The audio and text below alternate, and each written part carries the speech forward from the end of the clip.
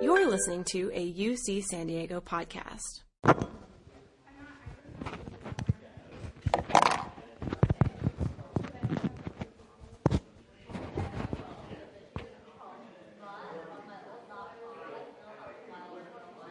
All right, do you guys want to get started?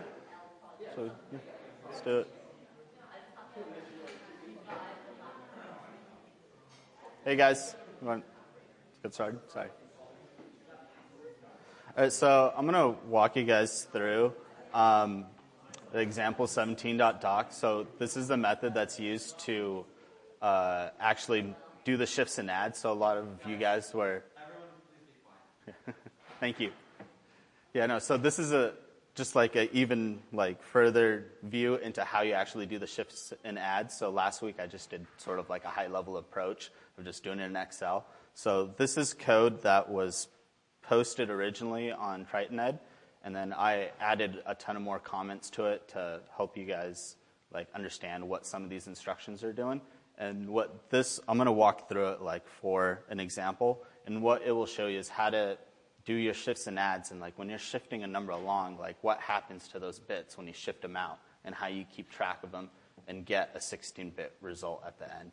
So this is just, last week I broke it down into 4 8x8s. This example will just show you how to do one of those 8x8s, and you can just essentially copy that code to do it for the other 4. So I don't know if anyone has looked at that original document, but it didn't have much commenting on it. So we're doing A times B, and we're saying that A will be in R1 and R0, and that will become important why I have 2 copies of A. And then B, we're putting in this register called R branch. And then we're going to maintain 2 registers to have our product high bits and product low bits in R3 and R2. So just going over some of the instructions in this ISA, one of the other TAs, the grad students, I think, made his own ISA for this, and he wrote this code. So these are some instructions that he was using. So he has load 0, and what that is, it's just like a load word in MIPS. It's going to load a byte from memory into a register that you specify. Then he has load 1, which copies a register value to the accumulator. So in this ISA, he has an accumulator register, a branch register, just labels, and then R0, R1, R2, R3, and that's it for this example. Yeah? How does it load from the memory without the offset? So what he's doing is he's always looking at what is in the accumulator register for the value to index something in data memory. So when I go through this, you'll see how he's actually doing, then I can give more examples. So right next to it, I wrote that RTL stuff. So what it's saying is that our accumulator, the value that's on our accumulator, that's going to act as the index for memory. So think of memory as your array, and then that's the index for it. And then load 1, that was just copying some register value into the accumulator register. Then we have set. Set is just loading some immediate value into the accumulator register. Set 1 is copying the accumulator register, so when you want to move something out of the accumulator register to a register that you specify, that's what ST1 is doing. Then he has store STMem, that's just your regular store word, so that's going to store a byte into a memory using our accumulator as your index, and then RS would be that value in a register that you want to load or store into memory. And then we have add. So add is just adding to our accumulator, but I forgot to add or do one thing here. So this add instruction is a little special.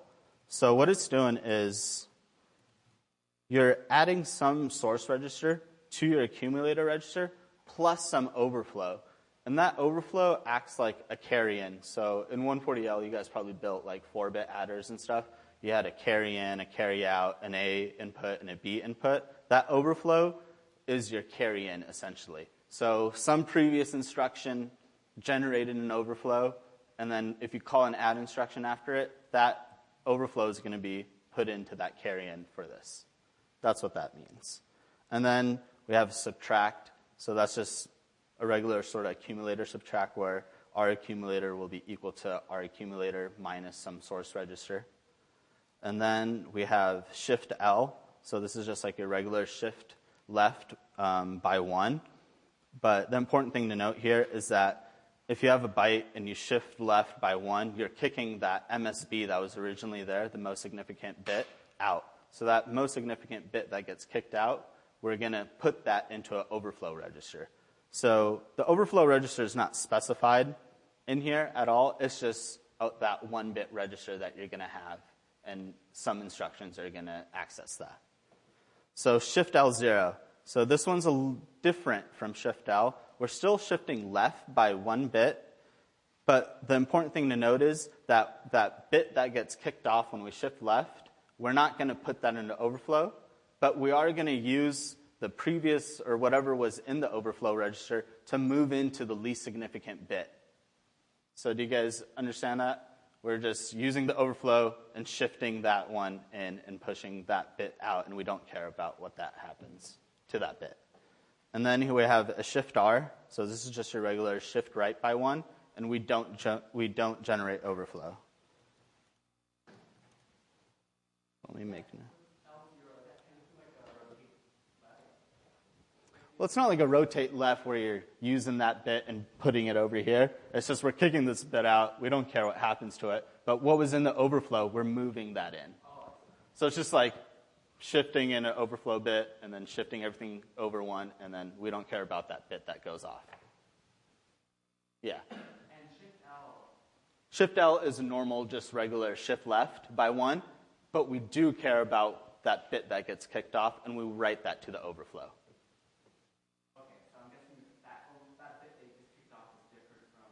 The bit that gets, yeah, correct. It's just, you'll see why that's important and why we have these two different instructions that sort of seem like they're doing the same thing, but in the application of this, it'll make sense of why it's done like that.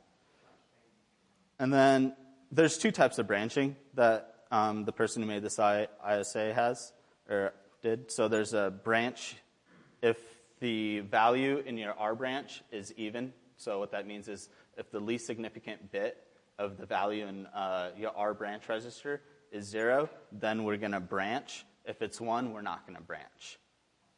And then there's a BNZ. So what that's doing is if R branch is 0, then, or if R branch is not 0, then we're going to branch. If it is 0, we're just going to continue through our code on to the next step. So this program is just going to do A times B. And A is 8 bits unsigned, and B is 8 bits unsigned. So I have this example where A is 18, and that's what we have for 18, just 16 plus 2. And then I have B, which is just 2, right there. And then we know that we want this value at the end of AB equals 36, and we should have 16 bits, and it should look like this. So 32 plus 4 gives us 36. So when we're doing just the conventional way, just from a high level, we're looking at the LSB of this factor that we're multiplying by and seeing if it's 0 or 1. And then if it's 0, we're just adding a bunch of zeros. If it's 1, we might have to shift and add that. So what this program is going to do is show you how do you do this shift and add, because over here I've already gone over 8 bits, counting this X. So like what happened to that bit, that 9th bit there? So what this program will do is show you how to keep track of that stuff that you're shifting over and add it to a product. So I'm just going to step through this code. Stop me if you guys are confused about something or why I did something that way. I'm just going to fill in the values and then cross them off as we go through. So initially, A was stored in memory location 2, and memory location 1, and B was stored in memory location 2. So what they do here is they want to set or get the immediate value of 2 into the accumulator register. So that's what's being done here by set 2. So we have a way of when we do our load 0, which was like a regular load word from memory, to load whatever was at index value 2 into our branch. So set 2 is we're going to set our accumulator register to 2. And then when we do load 0 our branch, what that's doing is going to load in B. So B is the value 2. So that's what it's going to do here. And then when we do set 1, that's just overwriting what's in the accumulator register. So previously it was 2. We're just going to overwrite that and make it 1. So when I do load 0 R0, that's loading the value of A into R0 from memory. So R0 will become 18.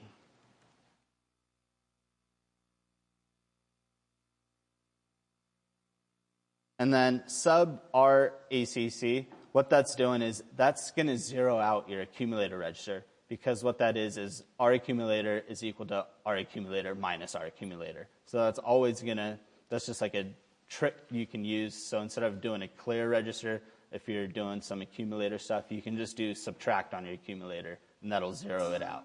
So our accumulator is now 0. And then store 1, or ST1, that's going to copy the accumulator register value to the register operand that's specified. So ST1 here is going to copy what I have in R accumulator to R3, and then it's going to do the same thing in R2. So what that is doing is also zeroing it out.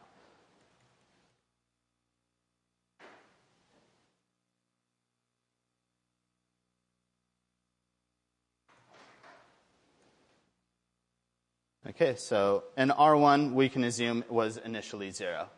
Everything that isn't specified is generally initially 0.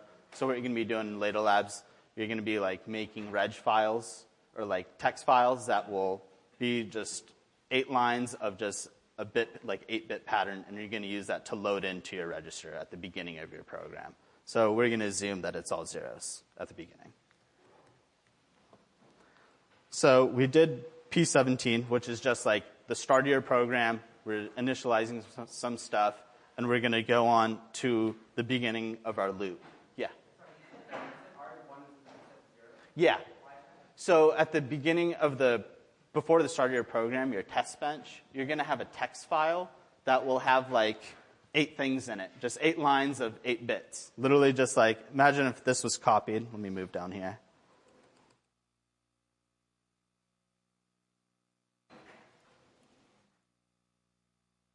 You know, so let's say I have a text file that just looks like that. That means I'm going to be loading in 18 to all my registers at the start of the program. So initially, this is what I meant by preloading on Piazza, is like just at the start of the program. It only really affects this block of code. You know, you can't preload something in the middle of the execution of your program. It just saves you some few instructions to do this. That's all it's doing, really. Correct. Yeah.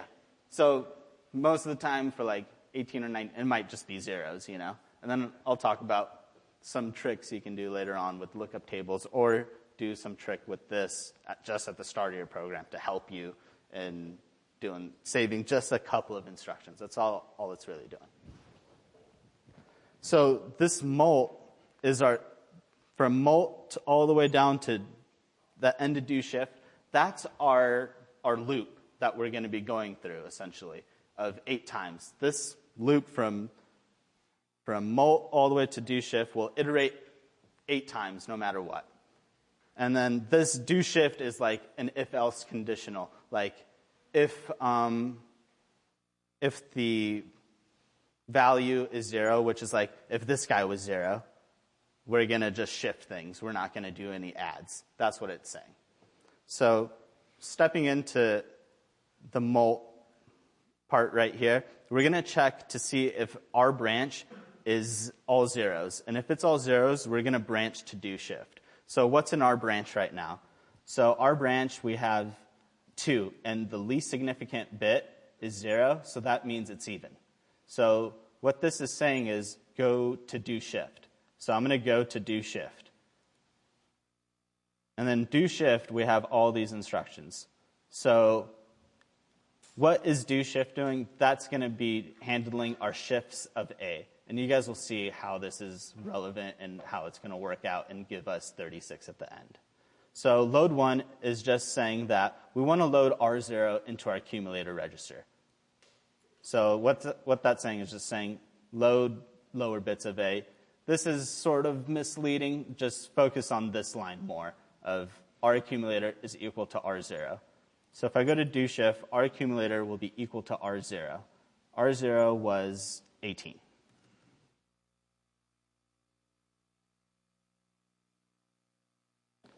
And then I want to do shift L our accumulator. And what that's going to do is shift my accumulator register value left by 1 and generate an overflow. So when I do that, I'm going to get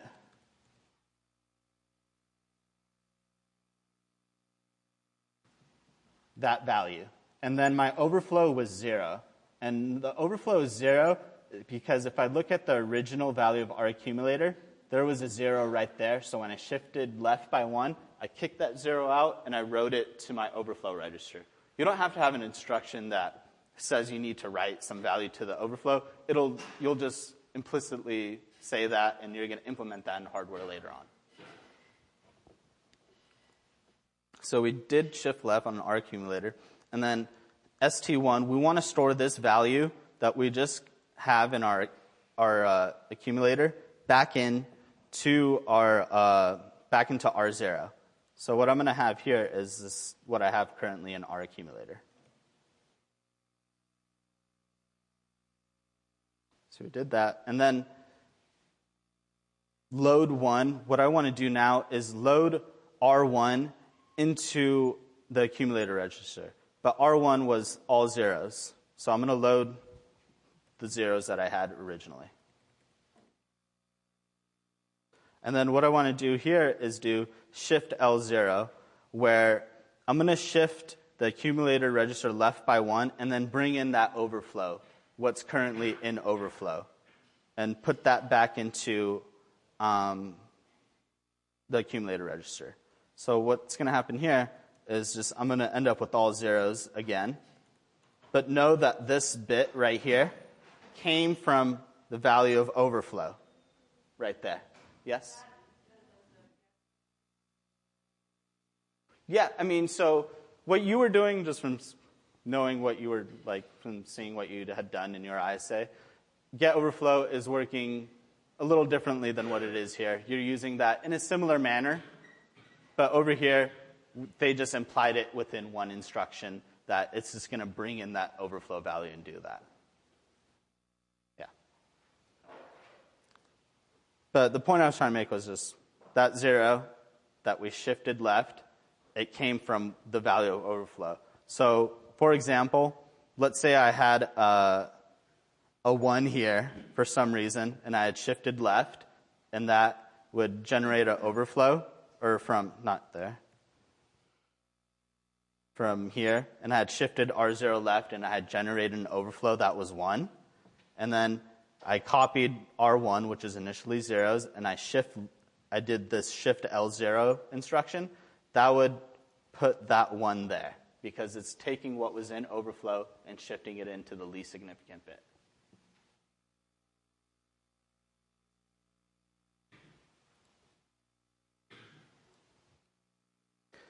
So after you do that instruction, we're going to do ST1 R1. What that's going to do is just put the value of what's currently in the accumulator register back into R1.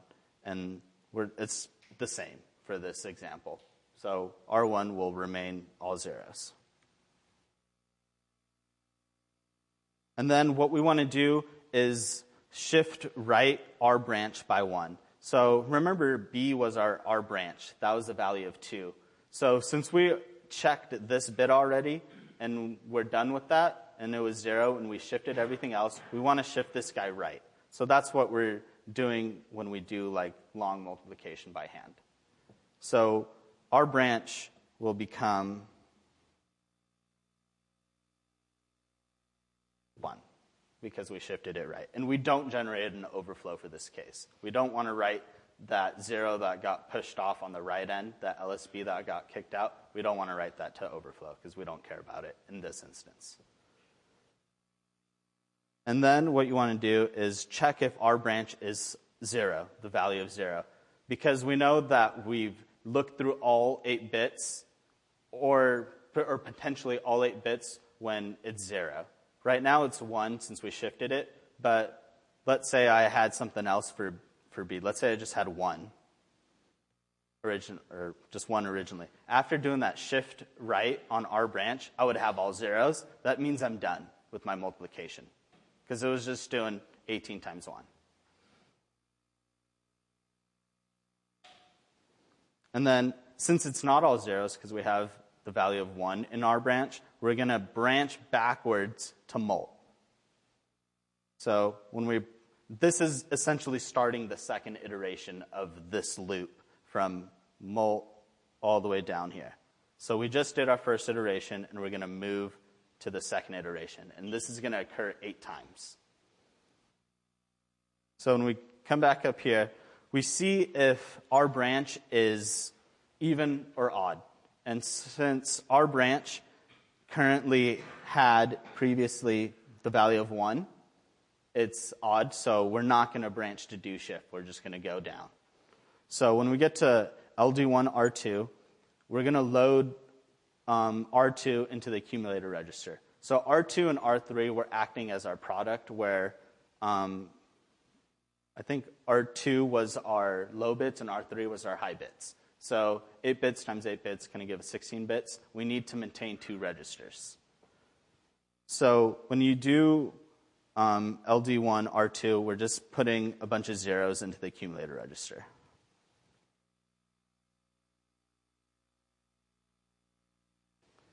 And then what happens here is we want to add R0 to the accumulator. But as I mentioned before, we also want to add that 1-bit overflow, which is our carry in. So what was in R0, if we go and look at the last value that we had 00100100, which is 36, which is the number we want. So what's going to happen here is our accumulator will become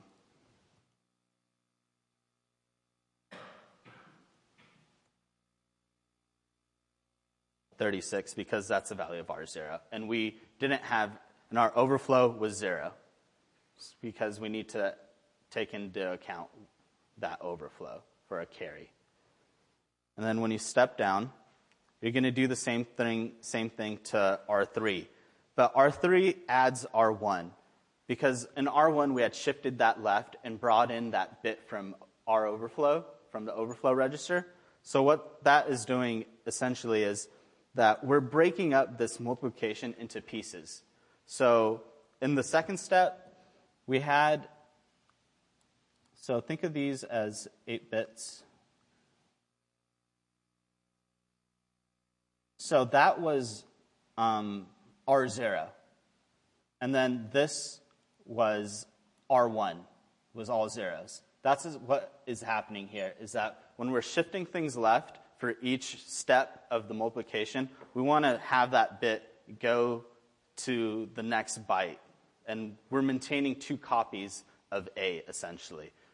And that 2 copies of A is stored in, or it's not 2 copies, really, but it's just we need 2 bytes to represent a shifted A value. That's what I mean.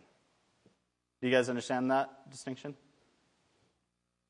So it's not copies. We're just maintaining 2 registers to hold A, and we're going to use those to add the respective parts to the high bits and low bits. So we're going to add R1 to R3, which will give us the high bits result, and we're going to add R0 to R2, which gives us the low bits of the product.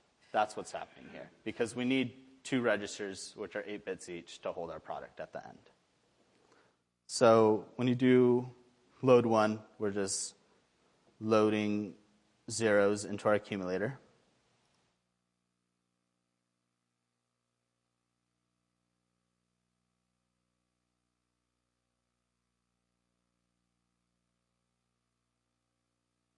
Oh, forgot one step. R2 became this. And then we're loading R3 into accumulator, which is these zeros. And then we're going to store that back into R3, which is just zeros.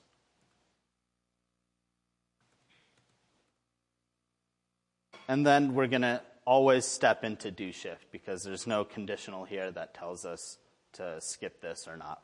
So since there's no control flow here, that means to always go to do shift and do those operations. So what it's going to do again is just do this shift as we did in the first iteration to R0 and R1 in this manner. But for this example, we can see that we're done after. So when we reach to B and Z mult, we'll have 0 in our branch because we have shifted our branch right by 1. And currently we had 1 in the last part. Where is it? Our branch, 1.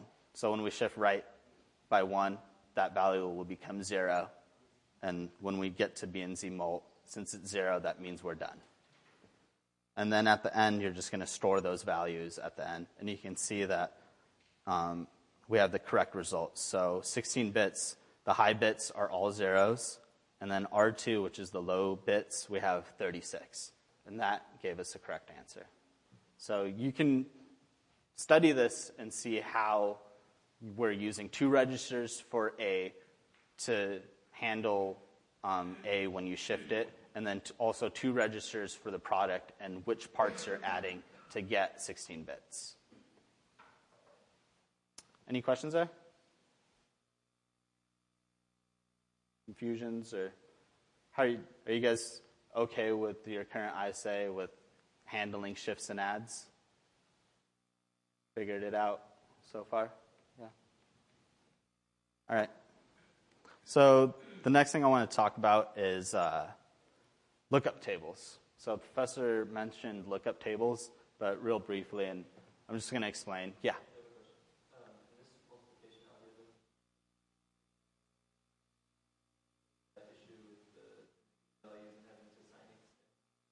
So this is the unsigned method. So we're not doing that one example. Yeah, no, so that's why you have to convert at the beginning and then do this 4 times, essentially. Yeah, exactly. And then you guys don't have that example where we won't give you like the most negative number times the most negative number because that will break things. Yeah. And then lookup tables. So you guys only have 9 bits for an instruction. And if you have an opcode, let's random example. Let's say you have 4 bits for an opcode. That leaves you 5 bits left if you have a load immediate instruction. With 5 bits as an unsigned value, that gives you 0 to 31, and then even less range as a signed number. So for the third program that you guys have to do, the start of the array is at 128, and the value, the farthest distance that you have to write to is in 127. So there's no way that you can load an immediate value of 127 or 128 within 5 bits. So you can make a lookup table, which is just a module that will sit somewhere in between like your control module. So we're going to be building like modules for your ISA and then future labs. So your lookup table will just be like a hard-coded array with some constants in it of your choosing if you decide to do this method. And what you can use that for is with 5 bits, you can use that as an index to a lookup table. And your lookup table can store 32 8-bit entities. So let's say I want to have 128 or 127. I can store that somewhere in my lookup table and index that with 5 bits. So I'll have a 32-element array that's like a lookup table. So it's really useful for constants like that. So you don't have to do tricks. So, I mean, you could have loaded 16 and then shifted like left by 4 with 4 instructions. I mean, you could have done some tricks like that to get 128. Or you can use a lookup table to just index something and get that value out.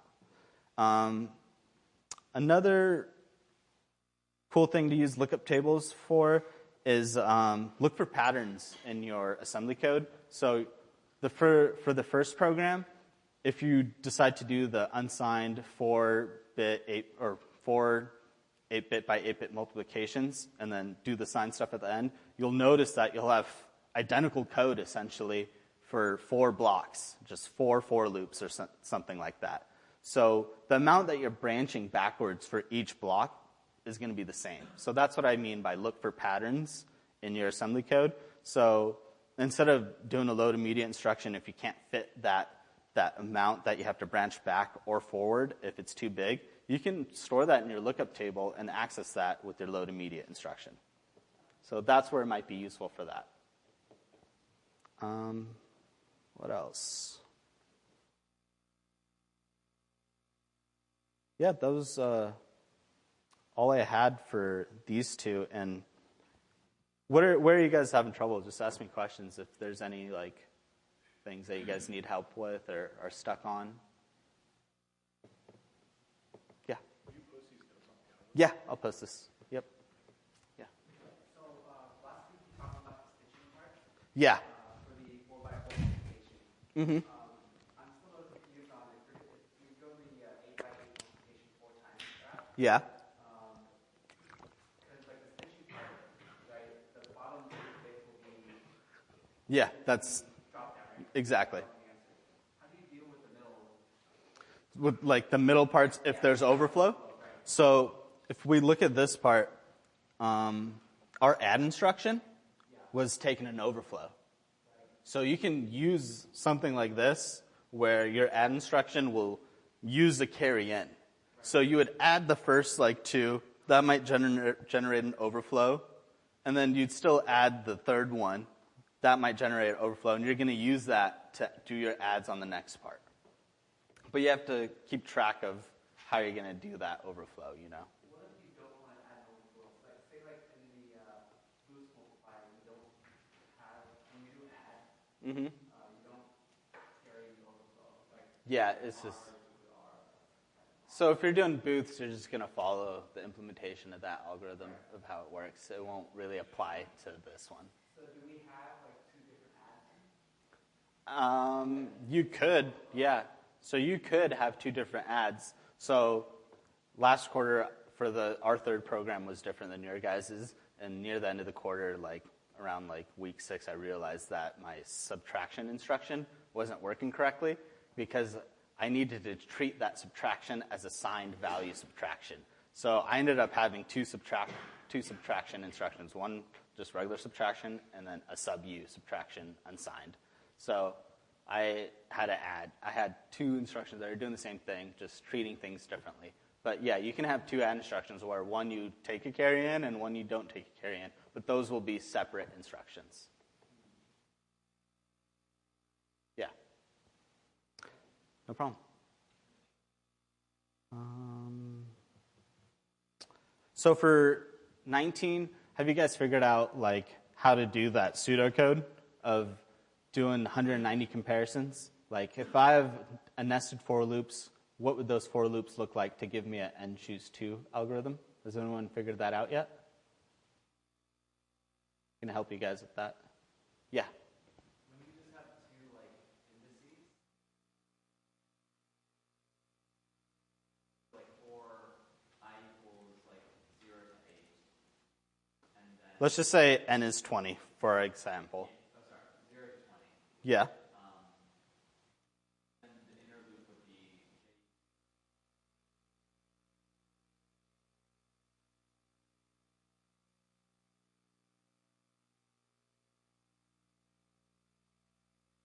So did you say I plus 1 here? Yeah. And then that's going to go to,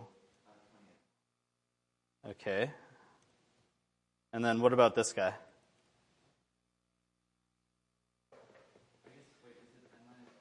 Yeah, you got it. So that gives you 190 comparisons. So you can figure out how to do this in your assembly code where you're going to implement a for loop that looks like this. So this will save you or help on your dynamic instruction count because you're not doing identity comparisons at all. It saves you that whole mess. And you can also do that trick where if you have 2 identical values, or is it not 2 identical, or like if you see the max farthest distance, you can break out. So that will save on your dynamic instruction count too. If we give you an example where there's 2 identical values, you can just have like, depending on your ISA, you might have a couple instructions to do a conditional to check to see if you've hit the max value of 8, and if you've got 8, then just that's the end of the program. Just write that value to location 127 in memory. Yep. So for 18, for string match, I had a question if you could unroll the loops. You can't unroll the large loop of 64 elements. You could potentially unroll the small one. That's if you're not doing a special match instruction and you're checking the 5 positions and then shifting right by 1. And then how are most people doing that? Are you guys using a match instruction, or are you guys actually checking and shifting right by 1? Anyone? Match instruction? Yeah. So with the match instruction, your loop will go 64 times, essentially. And then you're going to keep track of your counts that way. Yep. So that's all I have for today, because I'm filling in for Darren. I didn't really get to prepare too much, but I hope this helps a lot. Yeah, that's it. If you have any questions, I'm going to stick around for like 20 minutes. So.